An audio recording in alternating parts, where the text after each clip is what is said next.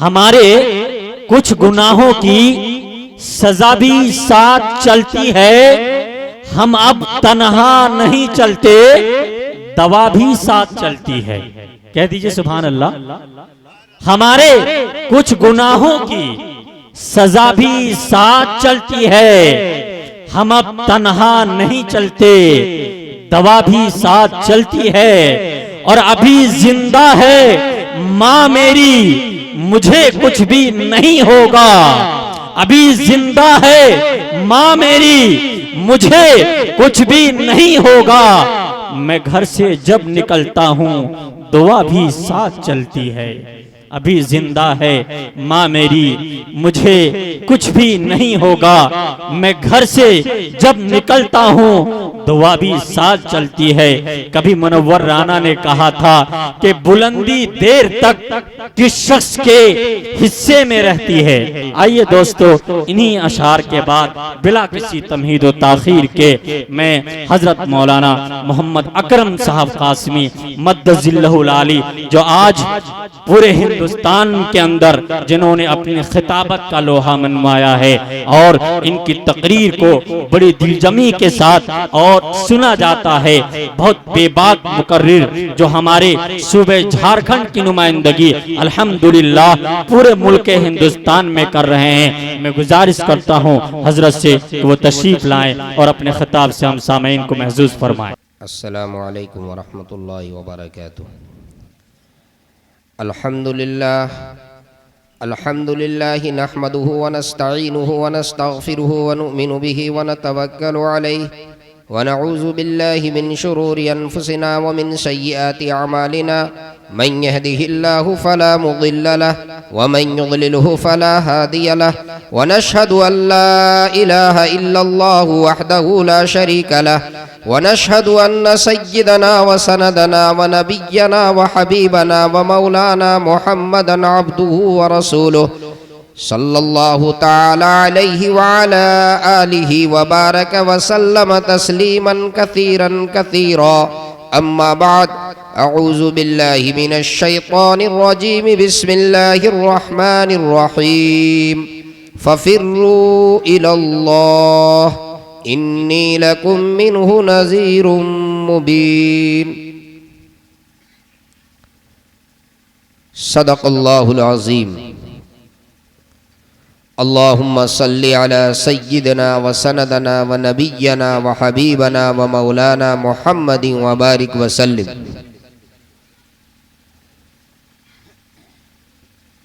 ज़ी वक़ार सदरे इजलास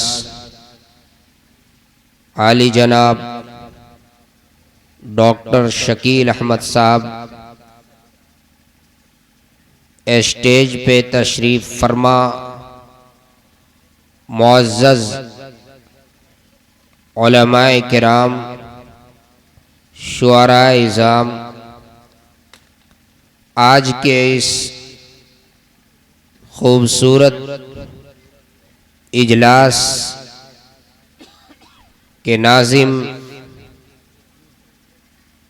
हज़रत मौलाना मुफ्ती मुनीरुद्दीन साहब अल-कासमी, मोहतमीम मदरसा अरशदुल उलूम छतरबर कोडरमा, हौसलों से लबरेज नौजवानान इस्लाम,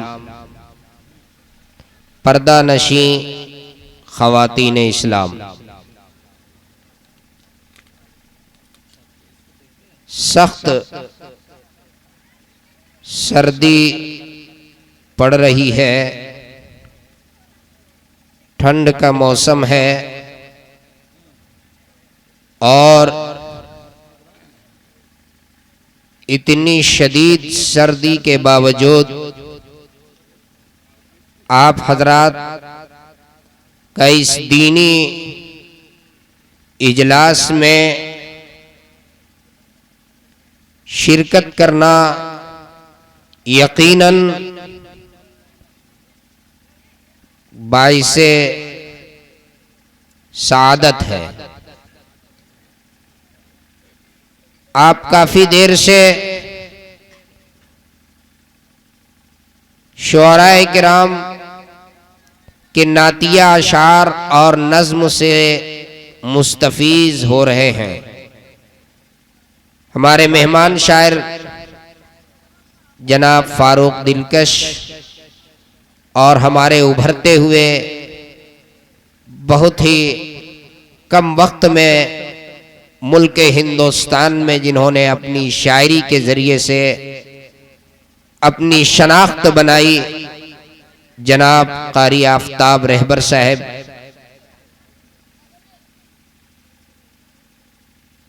मैं बहुत मुख्तसर वक्त में तकरीबन 11:30 बज चुके हैं। यकीनन बहुत ज्यादा आपका वक्त मैं नहीं लूंगा। मजमे में ज्यादा नौजवान तबका है। बहुत इख्तिसार के साथ आपकी खिदमत में मैं एक पैगाम देकर आपसे इजाजत ले लूंगा। इससे पहले कि मैं आपसे अपनी गुफ्तगू करूं और आपको मैं अपना पैगाम पेश करूं, मैं आपसे ये वादा लेना चाहूंगा कि जब तक मेरी गुफ्तगू होगी आप हजरात कोई अपनी जगह से नहीं हिलेंगे। ये वादा कीजिए हाथ उठा करके। सब हाथ उठाइए माशाअल्लाह। और हमारे मुशायरा मीडिया के डायरेक्टर ऑपरेटर जनाब मुजीब साहब ये गवाह भी बना लिया आप लोगों को। हाथ आपने उठाया, उन्होंने कैमरा आपकी तरफ घुमा दिया।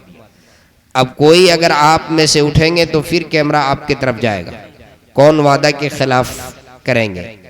आज के जलसे की सदारत फरमा रहे हैं डॉक्टर शकील साहब। मुझे एक डॉक्टर के एक लतीफ़ा याद आया, अगर इजाजत दें मुफ्ती साहब तो मैं पहले वो सुना दूं। एक उस्ताद से शागिर्द ने पूछ लिया, आफ्ताब साहब कि मखमसा किसे कहते हैं? तो उस्ताद ने अपने अंदाज में उनको समझाया, ये मखमसा है।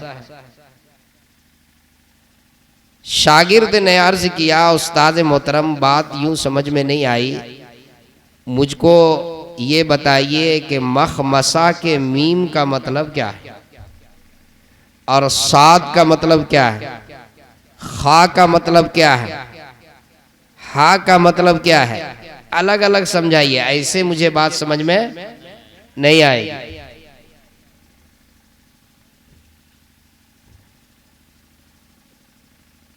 तो उस्ताद मोहतरम शागिर्द से मुखातब हुए और उन्होंने कहा कि सुनो, आज से कुछ दिनों पहले रोड पे एक एक्सीडेंट हुआ था। दो शख्स अपनी बाइक पर चले जा रहे थे और दोनों एक्सीडेंट हो गए। डॉक्टर के पास गए, इलाज हुआ। दोनों को सख्त चोट लगी थी। इलाज डॉक्टर ने बहुत बेहतर इलाज किया और वो दोनों ठीक हो गए। मालूम है? तो उसने कहा कि हाँ मालूम है। कहा अच्छा, कुछ दिनों के बाद एक और एक्सीडेंट हुआ। वो थोड़ा अजीब एक्सीडेंट था। आगे आगे 12 चक्का या 14 चक्के की गाड़ी, बड़ी गाड़ी चल रही थी और पीछे बाप बेटे दोनों सवार थे बाइक पर। बड़ी गाड़ी के ऊपर लोहे का सरिया लदा हुआ था।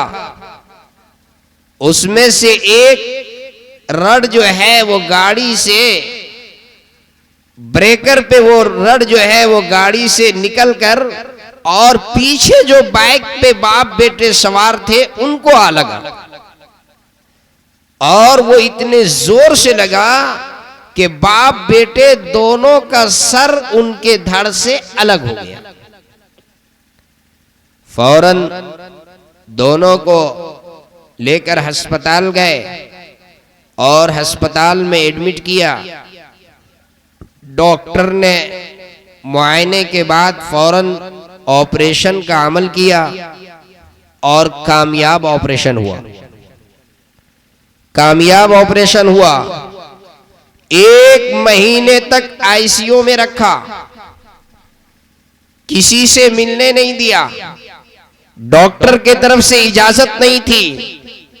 1 महीने के बाद जब दोनों बिल्कुल ठीक ठाक हो गए तो डॉक्टर की तरफ से इजाजत मिली कि अब उनके घर वाले आवें, मुलाकात करें, बिल अदा करें, अपने पेशेंट को लेकर के चले जाएं। घर वाले आए, जब अंदर दाखिल हुए तो सर पकड़ लिए। अजीब मामला, हैरत की बात हो गई, बहुत गड़बड़ हो गया। कहा डॉक्टर साहब जरा सा बताइए कौन इनका ऑपरेशन किया। बुलाया, फलां डॉक्टर ने किया। कहा डॉक्टर साहब अरे ऑपरेशन तो कामयाब हो गया लेकिन बहुत गड़बड़ हुआ। कहा क्या हुआ? कहा देखिए बाप का सर बेटे के धड़ में लग गया और बेटे का सर बाप के धड़ में लग गया, तो बहुत गड़बड़ हुआ। बाप का सर बेटे के धड़ में और बेटे का सर बाप के धड़ में लगा हुआ। डॉक्टर साहब ने कहा कि अब जो होना था वो हो गया, अब कुछ नहीं होगा।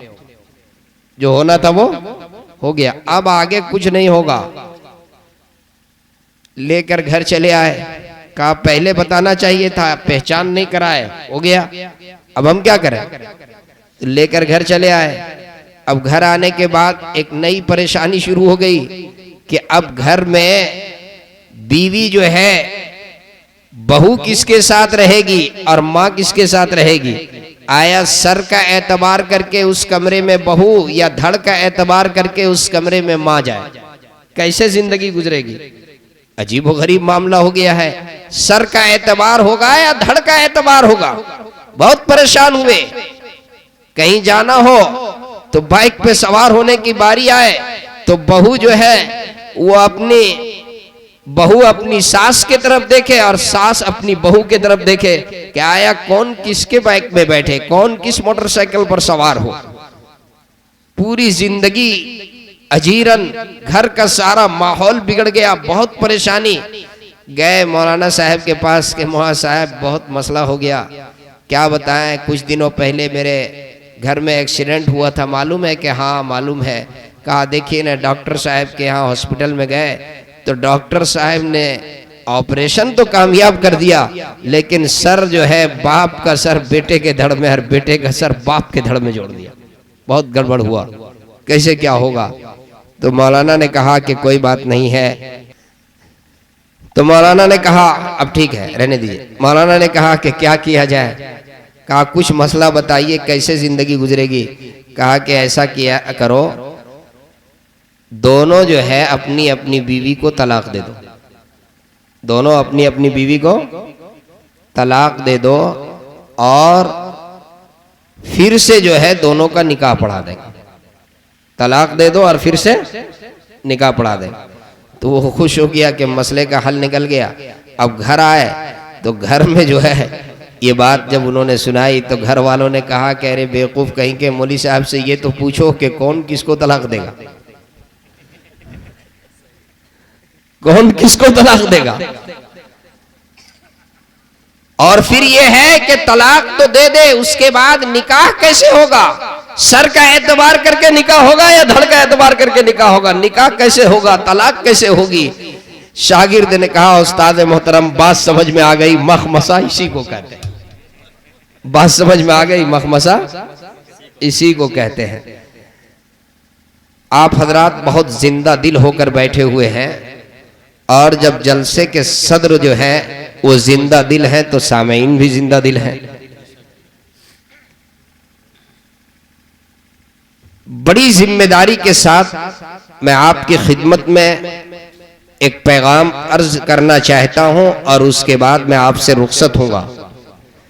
इस दरमियान में सर्दी, चूंकि ठंड ज़्यादा है इसलिए स्टेज पर चाय भी आ गई।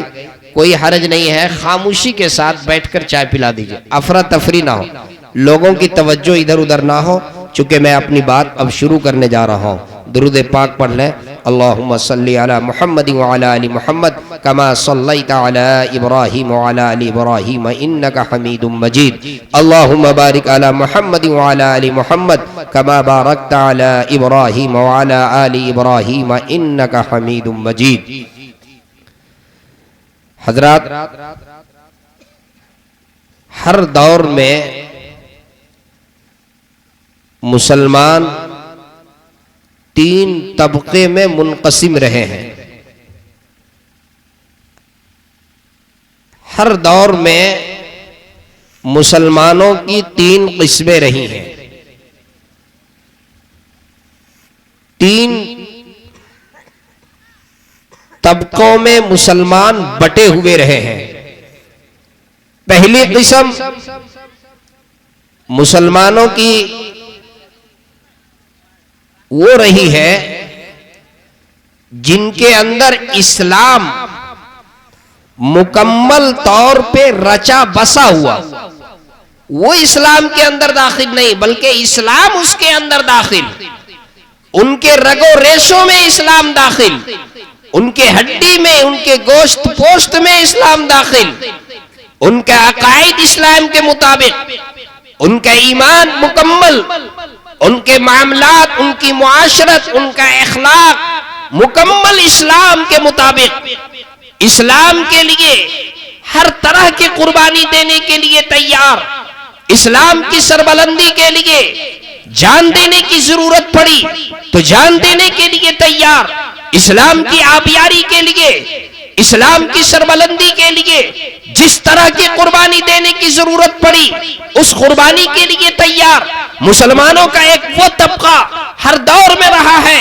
जो इस्लाम जिनके अंदर दाखिल रहा और इस्लाम के लिए सारी कुर्बानियों का जज्बा उसके अंदर रहा, इस्लाम के तकाजे के ऊपर अमल किया, मुकम्मल तौर पे इस्लाम उनके रगो रेशे में दाखिल, पक्का और सच्चा और रासिखुल अकीदा इस्लाम मुसलमान, ये पहला तबका है, ये पहली किस्म है। और दूसरा तबका मुसलमानों का, दूसरी किस्म जो पहले ही तबके के तरह, पहली ही किस्म के तरह, उनका भी ईमान मुकम्मल, उनके जज्बात भी मुकम्मल, उनके ईमान में भी कोई कमी नहीं, उनके जज्बात के अंदर में भी कोई कमी नहीं, इस्लाम के लिए मर मिटने का जज्बा उनके अंदर में भी इसी तरीके से मौजूद जिस तरीके से पहले तबके के अंदर मौजूद है, जिस तरीके से पहली किस्म के मुसलमानों के अंदर इस्लाम की आबियारी के लिए और इस्लाम की सरबलंदी के लिए कुर्बानी देने का जज्बा है, इसी तरीके के जज्बात दूसरे तबके के मुसलमानों के अंदर में भी, लेकिन वो दूसरा तबका कुछ आज़ार की बुनियाद पर, कुछ जिस्मानी कमजोरियों की बुनियाद पर, कुछ माजूरी की बुनियाद पर, कुछ मजबूरियों की बुनियाद पर वो दुश्मनों के मुकाबले में वो पूरे तौर पे मैदान में नहीं आ सके, उनके अंदर पहले तबके के तरह मुशक्कत करने की हिम्मत नहीं, पहले तबके के तरह उनके अंदर वो मुजाहिदे की कुव्वत उनके अंदर नहीं, इस आज़ार की बुनियाद पर, माजूरी की बुनियाद पर, जिस्मानी कमजोरियों की बुनियाद पर, जैसे हर दौर में औरतों के अंदर वो जज्बा रहा, औरतें अल्लाह के नबी सल्लल्लाहु अलैहि वसल्लम के दौर में एक मर्तबा नहीं मुतअद्दिद मर्तबा दरखास्त गुजार हुई कि या रसूल अल्लाह, हमारे मर्द जो हैं अल्लाह के राह में जाते हैं, अल्लाह के राह में शहीद हो जाते हैं, आप मुझे भी इजाजत दें, आप हमें भी इजाजत दें, हम भी अल्लाह के राह में जाएं, हम भी राह खुदा में जाएं और हम भी मैदान कारजार में जाएं और हमें भी वो मकाम मिल सके, हमें भी शहादत का मकाम मिल सके। अल्लाह के रसूल सल्लल्लाहु अलैहि वसल्लम को कहना पड़ा, आपने इरशाद फरमाया कि सुनो ए औरतों, आप हज के लिए जाती हैं, वही आपके लिए ये मकाम हासिल है, वहीं पर आपको यह दर्जा हासिल होगा। मेरे भाइयों, मेरी माँ और बहनें हर दौर में इस तरीके से इन जज्बात से लबरेज मेरी माएँ रही, हर दौर में जज्बात से लबरेज मेरी बहनें रही, इस्लाम के वो खवातीन रही जिन्होंने जाहिरी कमजोरियों की बुनियाद पर बावजूद भी, माजूरी के बावजूद भी इस्लाम के लिए मर मिटने का जज्बा जिनके अंदर मौजूद रहा। और इसी तरीके से जाहिरी मजबूरियों के बावजूद भी, आजार के बुनियाद आजार के बावजूद भी अपने आजार को भूल करके और इस्लाम के लिए राह खुदा में निकल जाने वाले वो मर्द हजरात भी रहे। अल्लाह के नबी सरवरे कौनैन सल्लल्लाहु अलैहि वसल्लम के जमाने से आज तक के प्यारे आका सल्लल्लाहु अलैहि वसल्लम एक रोज तशरीफ ले जा रहे हैं, निगाह पड़ती है, एक औरत अपने दरवाजे पर खड़ी है, उनके गोद में एक बच्चा है, वो अंदर भी दाखिल नहीं हो रही है। अल्लाह के नबी सल्लल्लाहु अलैहि वसल्लम हजरत बिलाल हबशी रजी अल्लाह तआला अन्हु से फरमाते हैं कि ए बिलाल जरा मालूम करो ये औरत जो है ये क्यों बाहर खड़ी है, दरवाजे पर खड़ी है, अंदर नहीं जा रही है, क्या मामला है। हजरत बिलाल हबशी रजी अल्लाह तआला अन्हु तशरीफ ले जाते हैं और जब वापस लौटते हैं तो सिसकते हुए लौट रहे हैं, उनके आंखों में आंसू है, वो सिसक करके और वो रो रहे हैं। प्यारे आका सल्लल्लाहु अलैहि वसल्लम फरमाते हैं कि बिलाल क्या बात है, उस खातून ने, उस औरत ने क्या जवाब दिया, उस औरत ने क्या कहा, क्यों रो रहे हो। बिलाल हबशी रजी अल्लाह तआला अन्हु अर्ज करते हैं या रसूल अल्लाह, ए मेरे आका, वो औरत ये कह रही थी कि अल्लाह के नबी ने ऐलान फरमाया है बड़े मुहिम में जाना है, हर घर से मर्दों को निकलना है, मेरे खाविन अल्लाह के राह में पहले ही शहीद हो चुके हैं, मेरे खाविन अल्लाह के राह में पहले ही शहीद हो चुके हैं, मेरे पास सिर्फ ये बच्चा है, गोद में ये बच्चा जो पल रहा है, इसके अलावा मेरे पास कुछ नहीं है। मैं इस बच्चे को आपके खिदमत में, अल्लाह के नबी की खिदमत में मैं इस बच्चे को पेश करना चाहती हूँ, मेरे इस बच्चे को कबूल फरमा ले, इस बच्चे को अमानत, ये मेरी अमानत कबूल फरमा ले और इसी को लेकर के अल्लाह की राह में जाए, मैदान कारजार में जाए। प्यारे आका सल्लल्लाहु अलैहि वसल्लम फरमाते हैं अल्लाह, ए अल्लाह, ए अल्लाह, जिस उम्मत में ऐसी बंदियां रहेंगी वो उम्मत कभी कुफ्र से शिकस्त नहीं खाएगी। ए अल्लाह, जिस उम्मत में आपकी ऐसी बंदियां, जिसके ऐसे जज्बात रहेंगे, वो उम्मत कभी कुफ्र से शिकस्त नहीं खाएगी। ए मौला, ए अल्लाह, प्यारे आका सल्लल्लाहु अलैहि वसल्लम के पास एक सहाबी है हजरत आमर बिन जमुह रजी अल्लाह तआला अन्हु, पांव से माजूर हैं, टांगे कटी हुई हैं। अल्लाह के नबी उहद में जाने का ऐलान फरमाए हैं, उहद की तैयारी सहाबा फरमा रहे हैं। हजरत अमर बिन जमुह रजी अल्लाह तआला आका की खिदमत में हाजिर होते हैं और अर्ज करते हैं या रसूल अल्लाह, मुझे भी इजाजत दीजिए, मैं भी अल्लाह की राह में जाऊं, मुझे भी इजाजत दीजिए, मैं भी मैदान कारजार में हाजिर हो जाऊं, मुझे भी इजाजत चाहिए। प्यारे आका सल्लल्लाहु अलैहि वसल्लम ने फरमाया कि नहीं नहीं अमर, कोई बात नहीं है, आप माजूर हैं, टांगे कटी हुई हैं, आपके अंदर उज्र है, अज्र में कोई कमी नहीं होगा, सवाब में कोई कमी नहीं होगी, आप घर में रहें, घर में रहें। उनके बेटे थे, जवान बेटे, उन्होंने कहा या रसूल अल्लाह, मुझे इजाजत दीजिए, ए अल्लाह के रसूल मुझे इजाजत दे दीजिए, आका मुझे इजाजत दीजिए, मेरे वालिद घर में रहें और मैं मैदान कारजार में जाऊं। अल्लाह के नबी सल्लल्लाहु अलैहि वसल्लम उन्हें इजाजत दे देते हैं। हजरत अमर बिन जमुह रजी अल्लाह तआला अन्हु अर्ज करते हैं आका, ए मेरे आका, या रसूलुल्लाह, ये कैसे हो सकता है, मेरी गैरत कैसे इसकी इजाजत देगी कि मैं घर पे रहूं और मेरा बेटा मैदान में, मैं घर पे रहूं और मेरा बेटा मैदान कारजार में, ये कैसे हो सकता है, मेरी गैरत इसकी इजाजत नहीं देती। ए अल्लाह के रसूल, मेरे आका, मेरी ख्वाहिश ये है या रसूल अल्लाह, मेरी आरजू ये है कि कल क़यामत के दिन जब अल्लाह रब्बुल इज्जत के दरबार में मेरी हाजिरी हो, अल्लाह मुझसे पूछे कि ए अमर क्या लेकर के आए हो, तो मैं ये कह सकूं कि ए अल्लाह, आपके राह में कटी हुई टांग और लंगड़े पांव के साथ, ए अल्लाह आपकी राह में जिहाद करके हाजिर हुआ हूं। मैं ये कह सकूं, मेरे ये जज्बात है, मेरी ये आरज़ू है, मेरी ये ख्वाहिश है। अल्लाह के नबी सरवरे कौनैन सल्लल्लाहु अलैहि वसल्लम इजाजत दे देते हैं। हजरत अमर बिन जमो रज़ी अल्लाह तआला उहद में तशरीफ ले जाते हैं और उहद में प्यारे आका सल्लल्लाहु अलैहि वसल्लम के जानिसार सहाबा जो शहीद हुए उनमें हजरत अमर बिन जमूह भी हैं। वो भी जामे शहादत नौश फरमाते हैं। आका उहद के शुहदा के लिए ऐलान फरमाते हैं, उहद के शुहदा के लिए आका ऐलान फरमाते हैं कि जितने उहद में हमारे जानिसार शहीद हुए हैं उनको जन्नतुल बकी में दफन किया जाएगा।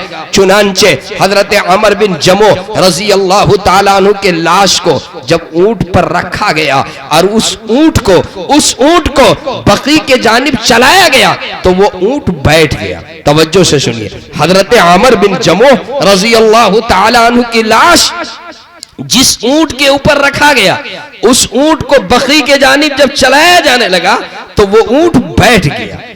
एक बार नहीं, दो बार, कई मुतअद्दिद बार कोशिश हुई। जब जो है ऊंट को चलाने की कोशिश किया जाए तो ऊंट बैठ जाए। अल्लाह के नबी सल्लल्लाहु अलैहि वसल्लम की खिदमत में अर्ज किया, या रसूल अल्लाह क्या माजरा है, बात समझ में नहीं आ रही है। मेरा दोस्त, हम सब के दोस्त अमर बिन जमूह, जिस ऊंट के ऊपर अमर बिन जमूह के लाश को रखा गया है उस ऊंट को जब बकी के जानिब चलाया जाता है तो वो ऊंट बैठ जाता है और जब उसको वापस उहद के जानिब चलाया जाता है तो वो ऊंट चल पड़ता है। माजरा क्या है? प्यारे आका सल्लल्लाहु अलैहि वसल्लम फरमाते हैं कि ये पता करो, मालूम करो उनके घर वालों से कि घर से निकलते वक्त उन्होंने कुछ दुआ तो नहीं की थी।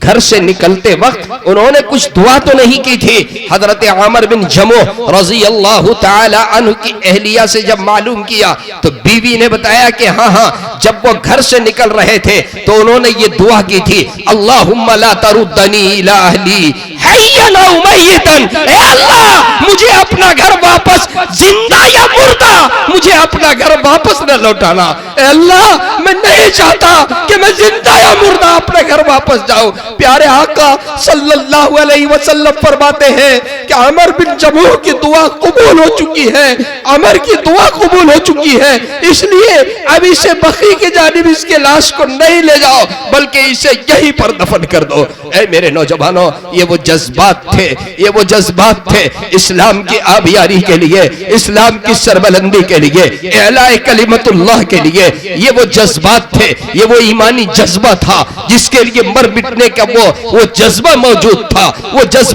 था। ये दूसरे दर्जे के मुसलमान, ये दूसरी किस्म के वो मुसलमान थे जो जाहिरी एतबार से माजूर है, जिस्मानी एतबार से माजूर है, उज्र मौजूद है, लेकिन इसके बावजूद भी मर मिटने का जज्बा है इस्लाम के लिए, इस्लाम की सरबलंदी के लिए, एलाए कलिमतुल्लाह के लिए। यकीनन उनके रगो रेशे में इस्लाम पेवस्त था। तकाजा जो है इस्लाम के तकाजे के ऊपर अमल था। ऐसा नहीं है कि जब एक तरफ जो है इस्लाम का तकाजा, एक तरफ ईमान का तकाजा और एक तरफ औलाद का तकाजा, एक तरफ ईमान का तकाजा और एक तरफ कारोबार का तकाजा, एक तरफ ईमान का तकाजा और एक तरफ बाल बच्चों का तकाजा, एक तरफ ईमान का तकाजा और एक तरफ मालो दौलत का तकाजा। नहीं, ईमान का तकाजा गालिब, मालो दौलत रुकावट नहीं, आल औलाद रुकावट नहीं, बाल बच्चे रुकावट नहीं, रास्ते में और कोई चीज रुकावट नहीं।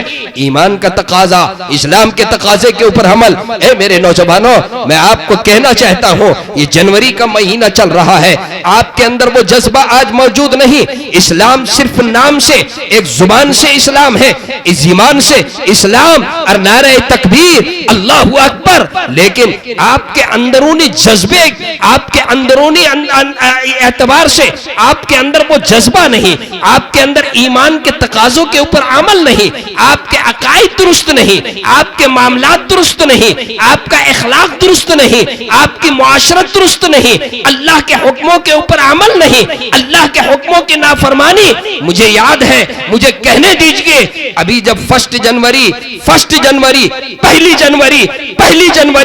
जनवरी में मैंने कितनों को देखा देखा और मैंने पढ़ा और मैंने सुना, कितने नौजवान ऐसे हैं जो 1 जनवरी जो है 1 जनवरी मनाते हैं और 1 जनवरी में 1 तारीख को आगाज जो है वो शराब के घोट के जरिए से करते हैं और उसको वो अपने लिए सरबुलंदी का, उसको अपने लिए नाज की बात समझते हैं, फख्र की बात समझते हैं, न्यू ईयर का इस्तेकबाल कर रहे हैं शराब के जरिए से और पिकनिक के अड्डों में जाकर के और शराब पीते हैं, नाचते हैं, गाते हैं और फहाशी का नाच नाचते हैं। ऐ मेरे नौजवानों, तुम अल्लाह के वक्त देते हो पहली शराब 1 तारीख समझ करके और 1 तारीख में तुम शराब पी रहे हो, अल्लाह के गजब को तुम दावत देते हो, अल्लाह के गजब को दावत देते हो, शराब के जरिए से तारीख का आगाज करते हो, शराब के जरिए से साल का आगाज करने जा रहे हो, शराब के जरिए से, नाच के जरिए से, गाने के जरिए से। मेरे दोस्तों, क्या भूल गए तारीख? अभी तो वही दिन चल रहे हैं। आज से चंद महीनों कबल अल्लाह का अज़ाब आया, कोरोना वायरस की शक्ल में ये वबा आई। आपने कभी सोचा था? आज से पहले कभी 1 साल कबल कभी आपने सोचा था कि ऐसा भी वक्त आएगा, ऐसे भी हालात आएंगे कि चाहने के बावजूद भी हम मस्जिद में जमात के साथ नमाज अदा नहीं कर सकते, चाहने के बावजूद भी हम तरावीह की नमाज के लिए जमात नहीं कर सकते, चाहने के बावजूद भी हम एहतिकाफ मस्जिद के अंदर इज्तिमाई तौर पर नहीं कर सकते, चाहने के बावजूद भी हम ईदैन की नमाज ईदगाह के अंदर अदा नहीं कर सकते, चाहने के बावजूद भी हम जुमे की नमाज जामा मस्जिद में अदा नहीं कर सकते। कभी आपने सोचा था एक छोटी सी वबा आई कोरोना वायरस की शक्ल में, एक ऐसे वायरस जो नजर भी नहीं आता, पूरी दुनिया जिसके सामने सिरगो हो गया, पूरी दुनिया की ताकतें हेच हो गई। अल्लाह की ताकत का जरा अंदाजा कीजिए, अल्लाह की ताकत को जरा देखिए मेरे नौजवानों, कभी इससे पहले ऐसे हालात नहीं आए थे। हालात बहुत मुश्किल हैं, बहुत मुश्किल है। ये तब्दीलियों का दौर है, बहुत तेजी के साथ तब्दीली हो रही है, नज़्म आलम बदल रहा है। मेरा ये पैगाम है, हजरत मौलाना सज्जाद नोमानी दामत बरकातहुमुल आलिया इरशाद फरमाते हैं कि मैं सालों से ये कहता चला आ रहा हूं कि तब्दीली हो रही है, बड़ी तेजी के साथ जमाना बदल रहा है। हर जमाने में हमेशा जमाना बदला है, लेकिन अब बहुत तेजी के साथ जमाना बदल रहा है, नज़्म आलम बदल रहा है। अभी जो हालात आए, हजरत मौलाना फरमाते हैं कि मैं बड़ी जिम्मेदारी से कहता हूं कि ये कुछ भी नहीं, इसके बाद जो हालात आने वाले हैं, जब वो हालात आएंगे तो ये हालात ख्वाब नजर आएगा, पता भी नहीं चलेगा। इससे मुश्किल हालात, इससे दुश्वार कर गुजार हालात, इससे मुश्किल और दुश्वार हालात, इससे मुश्किल हालात भी आ सकते हैं। ए मेरे दोस्तों, ए मेरे नौजवानों, नज़्म आलम बदलने वाला है, तब्दीली आ रही है, बड़ी तेजी के साथ तब्दीली। और ऐसा नहीं है, अल्लाह के प्यारे हबीब सरवरे कौनैन सल्लल्लाहु अलैहि वसल्लम ने पेशीन गोई फरमाई।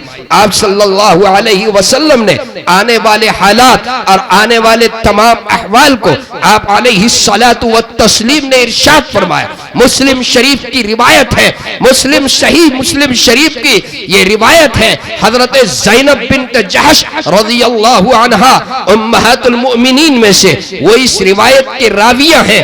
हजरत ज़ैनब बिन्त जहश, मुस्लिम शरीफ की रिवायत है, प्यारे आका सल्लल्लाहु अलैहि वसल्लम आराम फरमा रहे थे।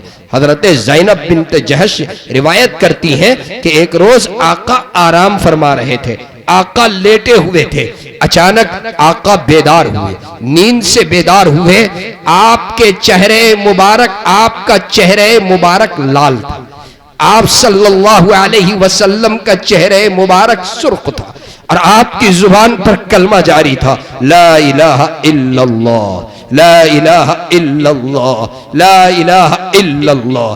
3 दफा आपने कलमा पढ़ा, 3 दफा आपने ला इलाहा इल्लल्लाह कलमा 3 दफा आपने फरमाया और फिर उसके बाद आपने इरशाद फरमाया, वैलुल लिल अरब मिन शर्रिन क़द इक़तरब, वैलुल लिल अरब मिन शर्रिन क़द इक़तरब। अरब की हलाकत करीब है, अरब की हलाकत करीब है।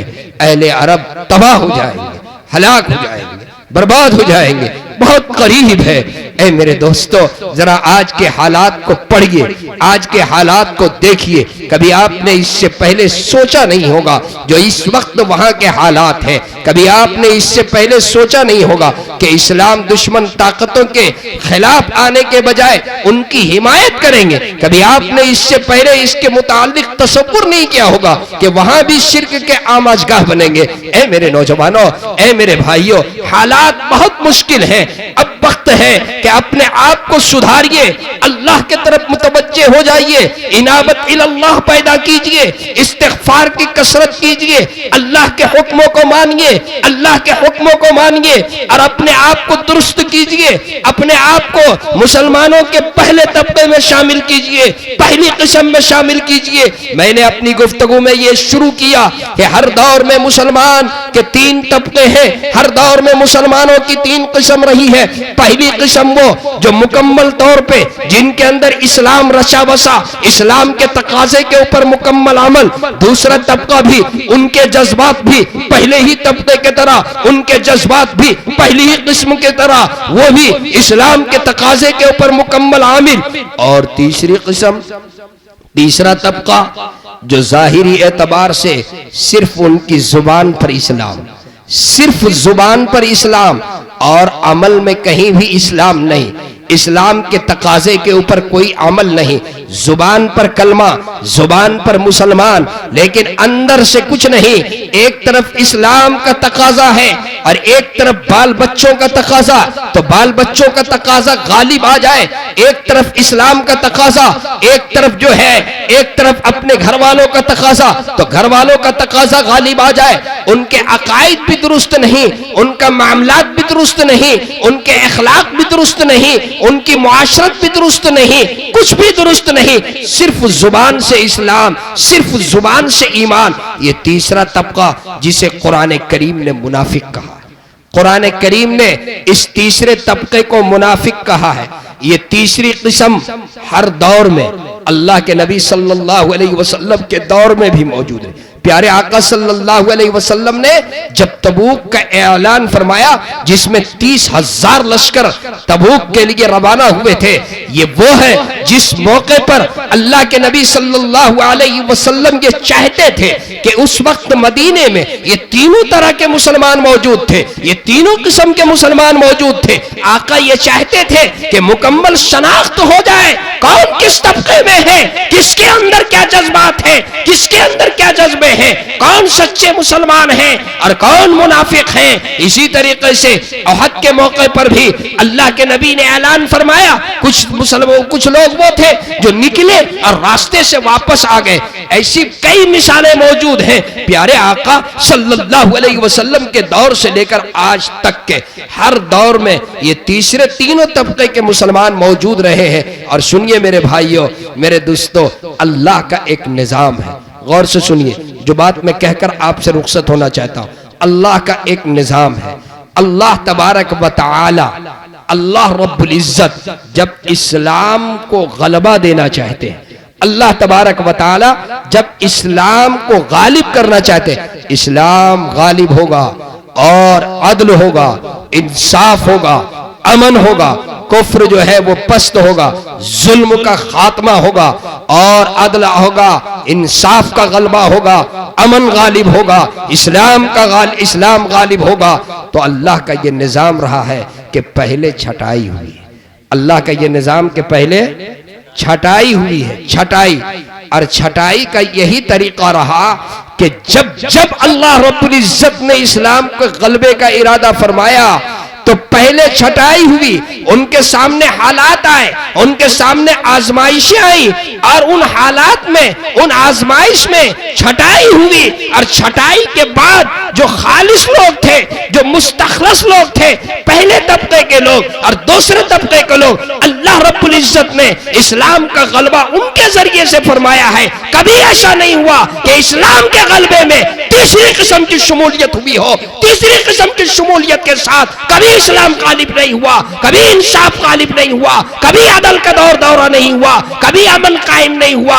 जब भी हुआ है तो वो पहली किस्म और दूसरी किस्म के लोग से हुई है। इंशाअल्लाह बहुत ही जल्द इस्लाम गालिब होगा, अमन पूरी दुनिया में होगा, सुकून होगा, इंसाफ होगा, अदल होगा, लेकिन पहले छटाई होगी। और जो तीसरे किस्म के हम में लोग हैं, पहले उनकी छटाई होगी, कुटाई होगी, और फिर जब पहले और दूसरे तबके के लोग बाकी रहेंगे तो उनके जरिए से अल्लाह इस्लाम को गालिब। अब सवाल यह है, हर आदमी अपने अंदर मुहासबा करे। मुझे कहने का हक नहीं है, सोचिए कहीं ऐसा तो नहीं कि जितने हम लोग यहां बैठे हुए सब तीसरे ही तबके में, सब तीसरे में है, तीसरी किस्म में है। अरे जरा सोचिए मेरे भाइयों, जरा सोचिए, दूसरे का मुहासबा करने का हक नहीं, अपना मुहासबा कीजिए कि हम किस किस्म में हैं, हम किस तबके में हैं। अपना मुहासबा कीजिए, दूसरे का मुहासबा करने का हक नहीं है। अल्लाह ना करे कि हम सब तीसरे किस्म, अल्लाह ना करे। मेरे भाइयों, हर आदमी फिक्रमंद हो जाए और दुआ करे और कोशिश करे कि अल्लाह हमें पहले किस्म में दाखिल फरमाए। यकीनन आज भी बड़ी जिम्मेदारी से मैं हजरत मौलाना सज्जाद नौमानी साहब दामत बरकातहुमुल आलिया से इस्तिफादा करके और उनका फरमान, उनका इरशाद नकल कर रहा हूँ। वो फरमाते हैं कि मैं बड़ी जिम्मेदारी से ये कहना चाहता हूँ कि आज भी वो पहला तबका मौजूद है। जाइए फिलिस्तीन की तारीख पढ़िए, वहाँ के, और देखिए वहाँ के आज 40 साल से कितना जुल्म हो रहा है। जुल्म का अंबार, कौन सी ताकत उनके खिलाफ इस्तेमाल नहीं हुई, कौन सी ताकत उनके खिलाफ इस्तेमाल नहीं हुई, कैसी पाबंदियां नहीं लगी। उनके बच्चों को टाफिया तक के बंद कर दी, दूध बंद, उनके जरूरी जिंदगी गुजारने के लिए जो जरूरी अशिया है उसके ऊपर पाबंदी लगा दी गई। 1 साल 2 साल नहीं, तकरीबन 40 साल से। लेकिन इसके बावजूद अभी 2018-19 का सर्वे वो बता रहे थे कि वहां खेमे में रह करके, बिल्डिंग नहीं, महल नहीं, बंगला नहीं, वो मकान नहीं बना सकते, सीमेंट और रड पर पाबंदी, तमाम जरूरी चीजों के ऊपर पाबंदी, वो खेमे के अंदर जिंदगी गुजार रहे हैं। खेमे में रह करके 2 साल में तकरीबन 21,000 मेरी माँ और बहनों ने कुरान करीम हिफ्ज किया। 21,000 हमारी इस ख्वातीन इस्लाम ने खेमे में रह करके और कुरान करीम हिफ्ज किया। मेरे दोस्तों, यकीनन अल्लाह उनसे काम देगा, अल्लाह उनसे काम देगा। मेरे भाइयों, अपने अंदर इस्लाह कीजिए, इस्लाह मुआशरा का जलसा करें, इस्लाह मुआशरे के उन्वान से प्रोग्राम करें। और इस्लाह का जज्बा ना हो तो कोई फायदा नहीं। मैं मुबारकबाद पेश करता हूं जावेद भाई को। क्या नाम है? जावेद भाई। कहाँ है जावेद भाई? है? अच्छा, जावेद भाई और इनके साहेबजादे अजीजम शादाब सल्लमहु, जिनका अकीका इन्होंने रखा, अजीजम शादाब सल्लमहु, इस बच्चे का अकीका दुआ कर दीजिए, अल्लाह इस बच्चे के उम्र में बरकत अता फरमाए। और जावेद भाई जिन्होंने इतनी हिम्मत की, एक खूबसूरत इजलास, उलमाए किराम को मदू किया, इतने सामईन को मदू किया और एक दीनी प्रोग्राम किया, दीनी जलसा किया। अल्लाह तबारक व तआला हमारे जावेद भाई के इस जलसे को, इस जज्बे को, इस कुर्बानी को अल्लाह कबूल फरमाए, अल्लाह कबूल फरमाए। जिन्होंने इनको नेक मशवरा दिया, और नेक मशवरे से बजाय इसके बहुत से लोग मशवरा देते हैं खुशी में, कव्वाली कर दो, ऑर्केस्ट्रा कर दो, गाने की मजलिस लगा दो, फला काम कर दो। लेकिन नहीं, इनको सही मशवरा दिया हमारे डॉक्टर साहब ने, सही मशवरा दिया, दीनी प्रोग्राम करो, दीनी जलसा करो। यकीनन दीनी मिजाज रखते हैं चूंकि, तो दीनी प्रोग्राम का मशवरा भी इन्होंने दिया और इनके मशवरे पर अमल करके और जावेद भाई ने ये काम किया। मैं डॉक्टर साहब को भी मुबारकबाद पेश करता हूं, जो इस प्रोग्राम में शुरू से मेहनत करते रहे और यकीनन इस सर्दी के बावजूद इन्होंने प्रोग्राम को कामयाब कर दिया। जब मुझे मालूम हुआ और इन्होंने फोन किया तो पहले मुझे पता चला था अकीका है, फौरन मैंने कहा कि अब जब डॉक्टर साहब लग गए तो वो जलसा ही होगा। अब वो अकीका, अब वो जलसे की शक्ल में बदलेगा। और फिर देखिए यूपी से भी शुअराए कराम को बुला लिए और बाज़ाब्ता जो है इन्होंने मीडिया को भी बुला लिया और इतना खूबसूरत स्टेज बनाया और बेहतरीन जो है सारा निज़ाम बहुत ही अच्छा, बहुत ही मुबारकबाद के मुस्तहिक हैं। मेरे भाइयों, चाय पिला पिला करके जगा रहे हैं क्या? ऐसा लग रहा है मुफ्ती साहब कि चाय के जरिए से लोग जग रहे हैं। अगर सो करके सुनिएगा तो फिर तकरीर आधी समझ में आएगी और आधी नहीं समझ में आएगी। एक मौलाना साहब तकरीर कर रहे थे, मौलाना हिदायतुल्लाह साहब, एक मौलाना साहब तकरीर कर रहे थे। हमारे साथ आज हजरत मौलाना सफ़ीरुद्दीन साहब दामद बरकातहुम तशरीफ़ लाए, हमारे बहुत मुखलिस हैं। तो तकरीर कर रहे थे कि देखो भाई, ये शाबान का महीना, ये शाबान का महीना, एक हफ्ता बाकी है, अब रमज़ानुल मुबारक का अशरा शुरू होने वाला है। रमज़ानुल मुबारक मुक़द्दस माह आने वाला है। इस महीने की ये फजीलत है, रातों को क़याम करना है, दिन को रोज़ा रखना है, रात को नमाज़ें का एहतमाम करना है, तरावीह पढ़नी है। यानी रमज़ानुल मुबारक की फजीलत बयान कर रहे थे। बयान करते करते उन्होंने ये भी कहा कि अगर कोई रोज़ादार को जो रोज़ा रखा है उसको पेट भर करके खिला दे तो रोज़ा रखने रोज़ेदार के रोज़े के बराबर उसको भी सवाब मिलेगा। शाबान का महीना ख़त्म हुआ और रमज़ान का चांद नजर आ गया। हर तरफ जश्न का माहौल है, हर तरफ खुशी का माहौल है कि रमज़ान का चांद नजर आ गया। और फजर से पहले मौज़िन साहब ऐलान कर रहे हैं, उठो भाइयों उठो, सहरी कर लो, अब सिर्फ 10 मिनट बाकी है, जल्दी से उठो, शहर का वक्त खत्म होने वाला है। घर वाले सब उठ गए, जगाने लगे वालिद मोहतरम को, अब्बू उठिए सहरी कर लीजिए, 10 मिनट बाकी है। तो अब्बू ने कहा कि जाओ जाओ तुम लोग सहरी कर लो। अरे अभी चंद दिनों पहले जलसा हुआ था, वहां पर मैंने एक नुस्खा लिया है, मुझे सहरी करने की जरूरत नहीं है, तुम लोग कर लो। कहा कि क्या नुस्खा अब्बू बता दीजिए। कहा कि बता दें। अरे रात को जगे हम और नुस्खा दे तुमको, अभी पहले उसका फायदा मुझे लेने दो, उसके बाद तुम लोगों को बताएंगे। अभी चंद दिनों पहले जलसे में मैंने सुना है। नहीं उठा, रोजा रखा। अपने बेटे से कहा, बाप ने तो सहरी नहीं खाया, रोजा नहीं रखा, बेटे से कहा कि सुनो, कोई रोजादार को मिले, कोई रोजादार अगर आए तो जरा मुझे बताना। तो पहला रोजा आदमी ऐसे भी हिम्मत हारे हुए है, कौन आएगा, कोई नहीं आया। तो दूसरे दिन फिर सहरी का वक्त हुआ तो कहा अबू उठिए न सहरी कर लीजिए न, 10 मिनट बाकी, 10 ही मिनट बाकी है, उठिए सहरी कर लीजिए। कहा कि नहीं नहीं नहीं नहीं, अभी वो नुस्खा बाकी है, उस नुस्खे पर अमल करेंगे। दूसरे दिन भी नहीं उठा, तीसरे दिन भी नहीं उठा, और रोज जो है रोजेदार को तलाश कर रहा है। दिन खत्म, रोजादार कोई साइल नहीं। तीसरा दिन जो है एक साइल आया, एक साइल तीसरे दिन आया। जब साइल आकर के दरवाजा खटखटाया और कहा कि भाई कोई सदका ज़कात दे दो, माल का ज़कात दो, बाल बच्चों का सदका दो, सदका खैरात दो, तो बेटे ने जाकर बाप को जगाया कि अबू आज आ गया, आ गया, देखिए एक रोजेदार आया है। कहा पकड़ो पकड़ो, जल्दी जल्दी पकड़ो पकड़ो पकड़ो पकड़ो, बैठाओ बैठाओ, कुर्सी दो कुर्सी दो। अब बेचारा वो मांगने वाला सोचा कि आज तो सब कुछ मिल जाएगा लगता। बहुत एजाज के साथ कुर्सी पर बैठाया, कहा बैठिए बैठिए बैठिए, और बेटे से कहा कि ले आओ। तो वो सोचने लगा कि वाह बहुत बड़ा घराने में आया, आज लगता है कि बस पूरे रमजान का खर्चा ही मिल जाएगा। थोड़ी देर के बाद बेटा आया तो क्या लेकर के आया, एक गिलास पानी लेकर आया। डॉक्टर साहब एक गिलास पानी लेकर के आया।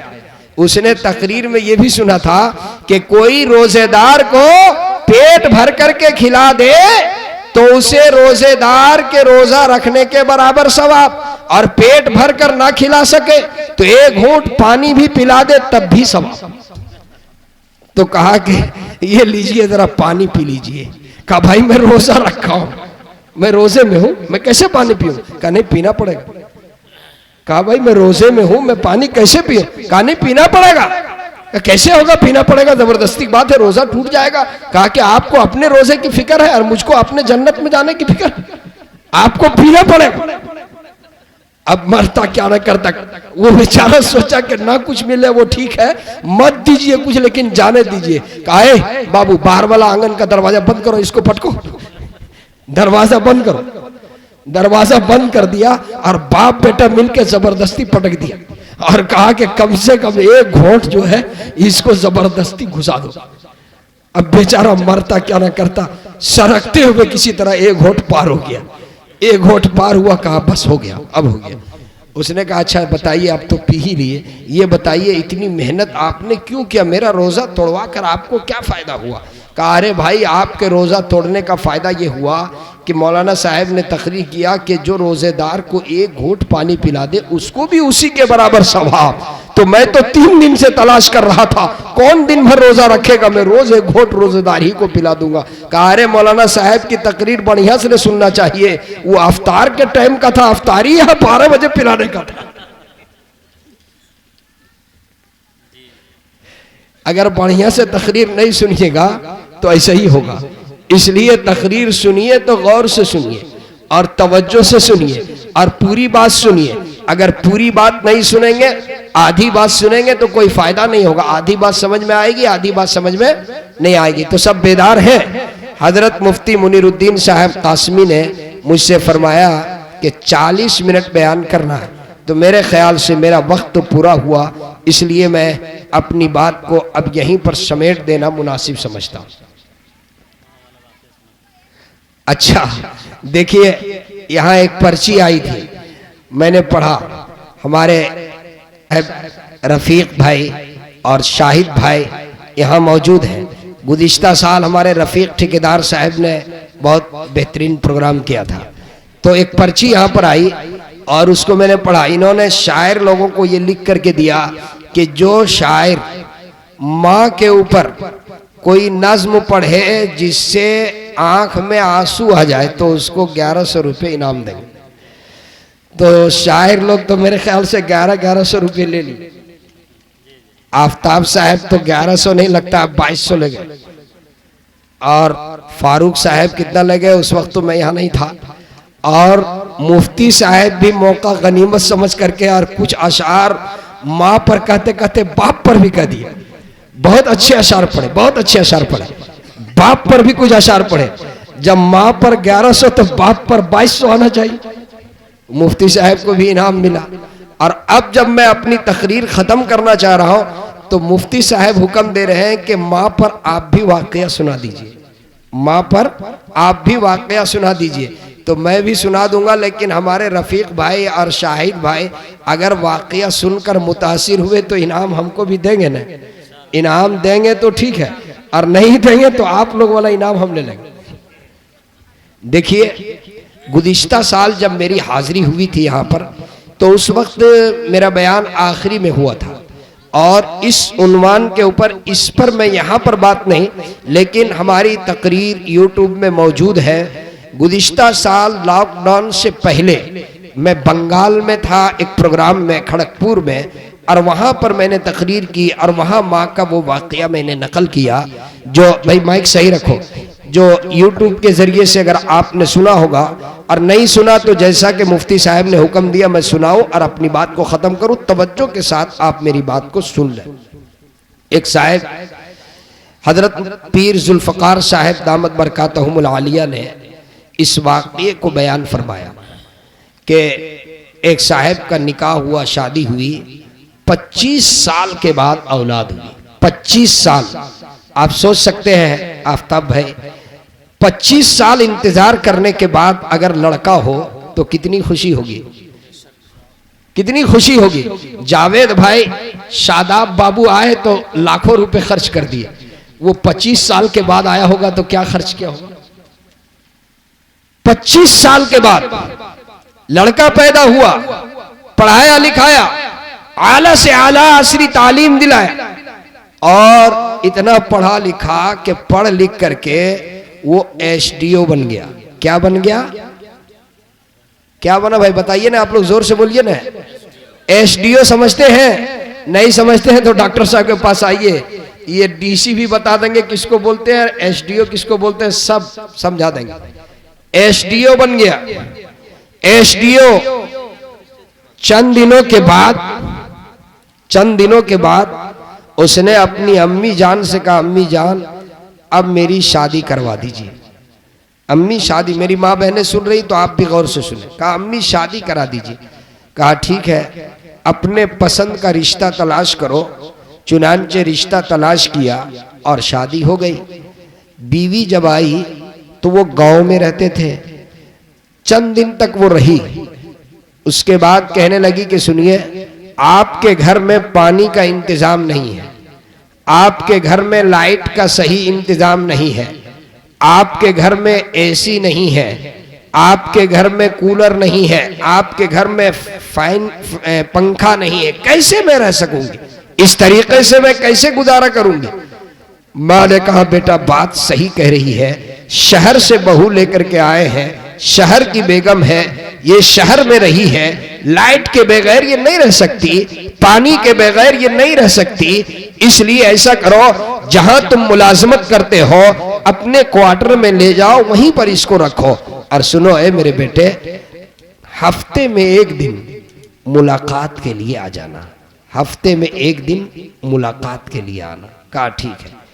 चले गए, क्वार्टर में रहने लगे और हफ्ते में एक रोज मामूल बनाया अपनी वालदा से मुलाकात के लिए। वालिद भी हयात से थे, वालदा भी हयात से थी। जब मुलाकात के लिए आते तो बेगम पूछती कितनी देर में लौटिएगा?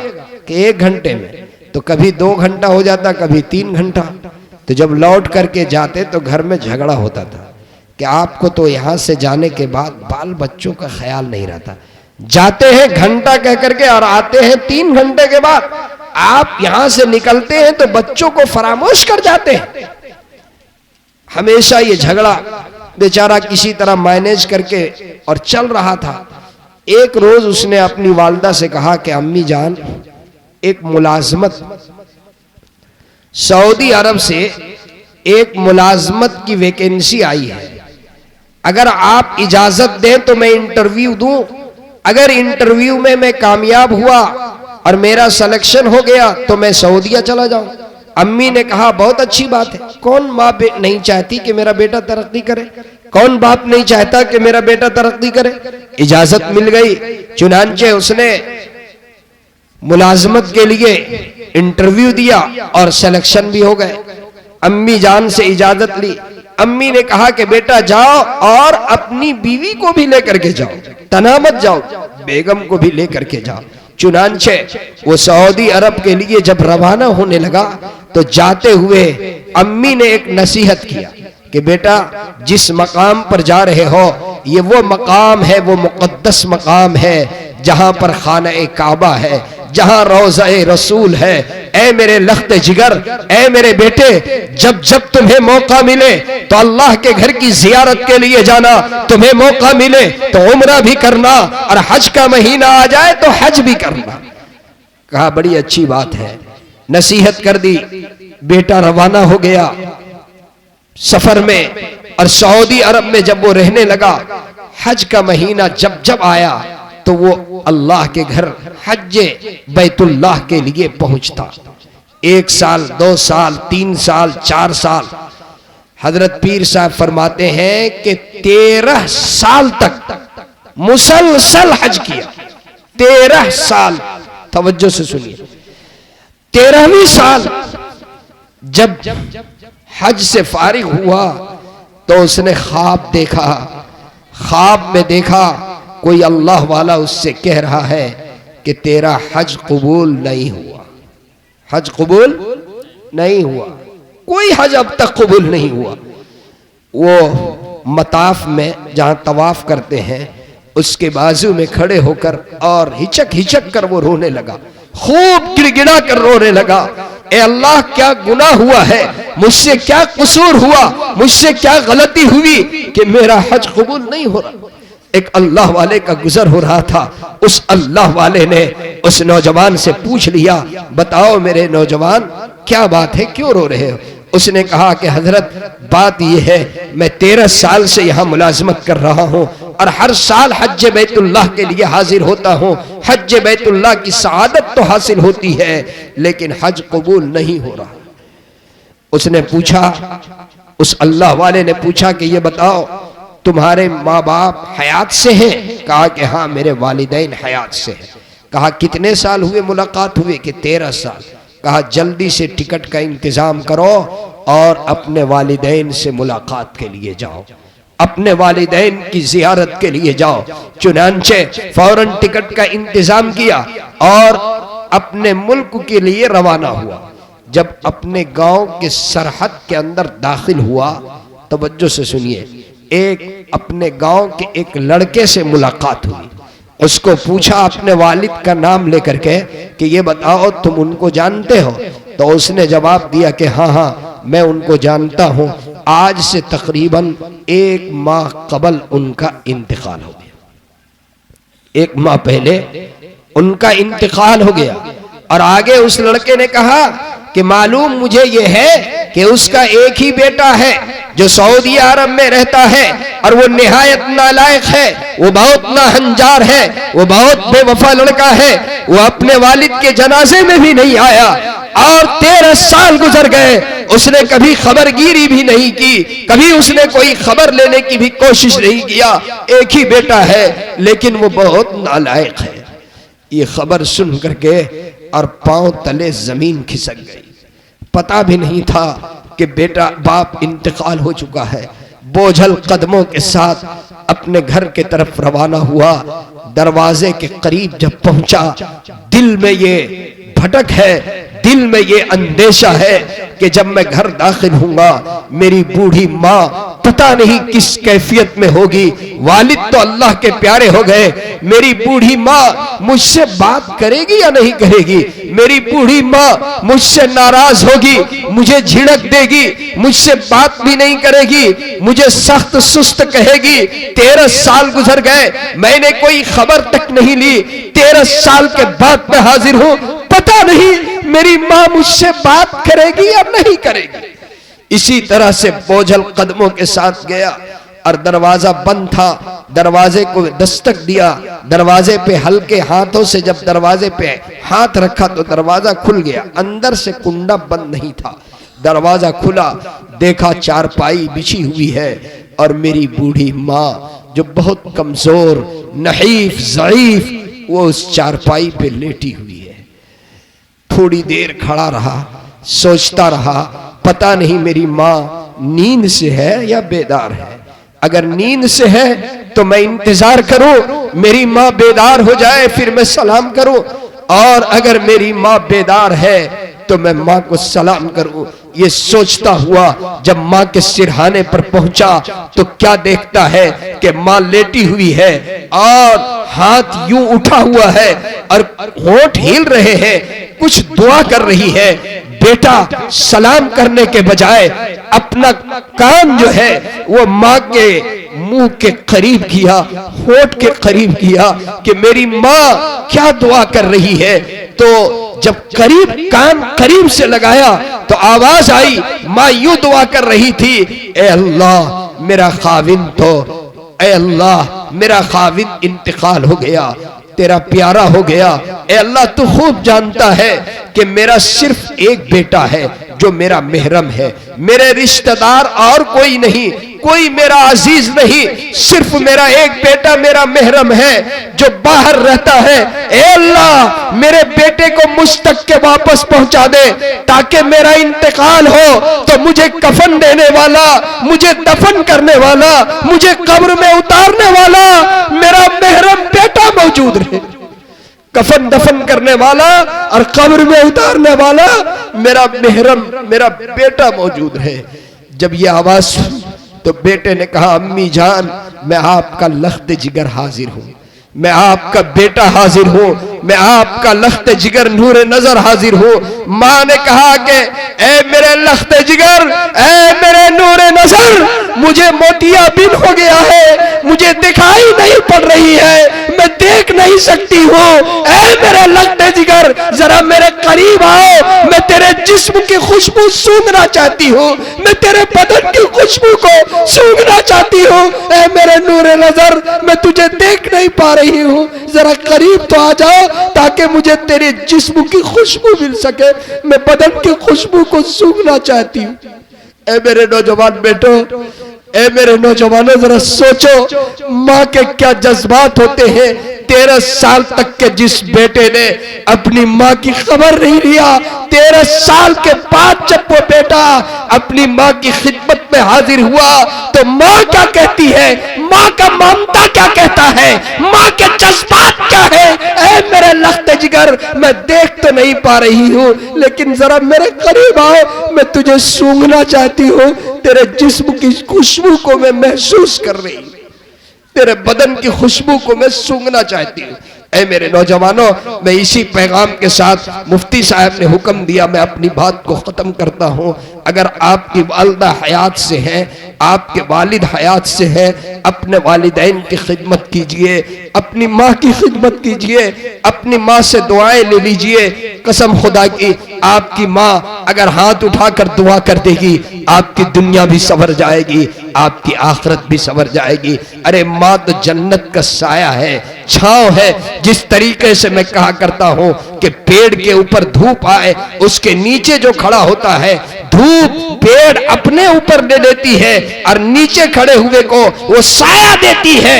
इसी तरीके से हजार मुसीबत आ जाए, हजार तकलीफें आ जाए, कसम खुदा की माँ हरगिज नहीं चाहती कि वो मेरी औलाद तक के पहुंचे। माँ ये भी नहीं चाहती मेरी माँ के, मेरे बेटे के तलवे में कांटा चुभ जाए। वो अपने ऊपर लेती है, लेकिन बेटे को कभी तकलीफ में देखना पसंद नहीं करती।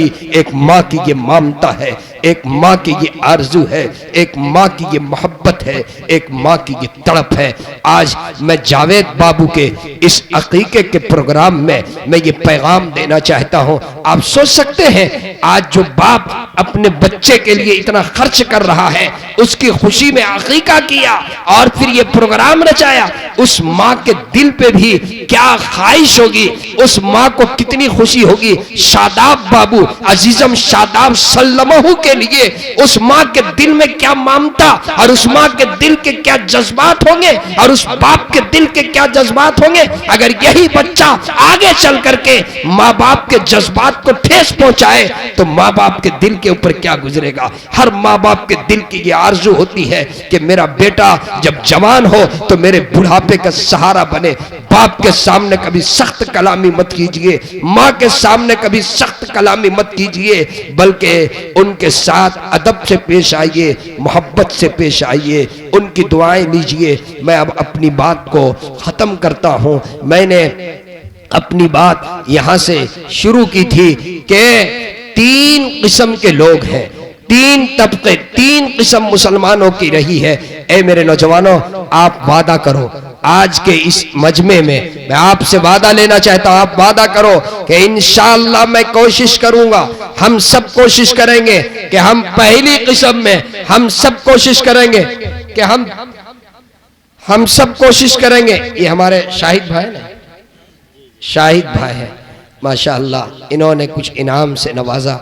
अल्लाह तबारक व तआला जो है इनके हाफिज शमशेर साहब जो रांची से तशरीफ लाए, मकसद इनाम नहीं है, मकसद ये है बात दिल को लग जाए, बात दिल को लग जाए और अमल का जज्बा पैदा हो जाए। मैं आखिरी बात जो कह रहा था, सब आदमी ये कोशिश करे कि हम पहली किस्म के या पहली किस्म के मुसलमानों में रहेंगे और इस्लाम के लिए हमारे अंदर वो जज्बा रहेगा। यूँ तो मक्तल में तमाशाई बहुत आते हैं।